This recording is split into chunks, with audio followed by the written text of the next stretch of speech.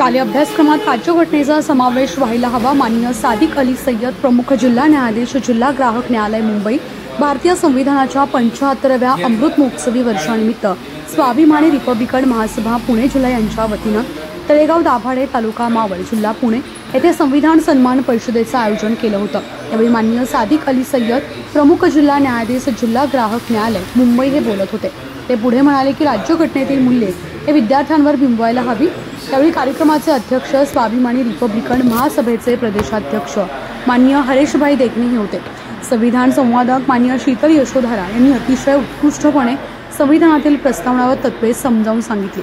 तर शिवव्याख्याते माननीय संपत गारगोटे यांनी संविधान सर्वांनी समजून घ्यायला हवं, तसेच संविधान दिन सर्व समाजानं साजरा करायला हवा। कार्यक्रमाच्या सुरुवातीला सर्व मान्यवरांच्या हस्ते डॉक्टर बाबासाहेब आंबेडकर व संविधानाचं पूजन करण्यात आलं। त्याचबरोबर संविधानाच्या प्रस्तावनेचं वाचन करण्यात आलं।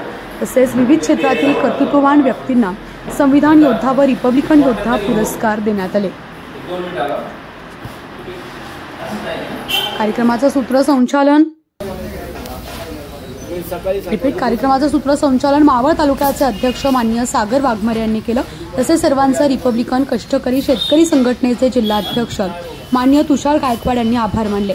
समाधान सोनवणे, अक्षय कांबळे, तुषार जगताप, संकेत जगताप, विकास शिंदे, सोनू काळे, सारिका खरात इत्यादींनी कार्यक्रमाचं आयोजन केलं होतं।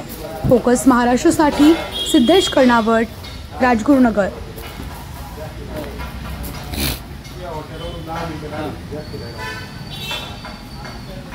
मध्ये हा आजचा कार्यक्रम संविधान सन्मान परिषद हरीश देखणे सरांनी आणि त्यांच्या सर्व सहकार्यांनी घेतली।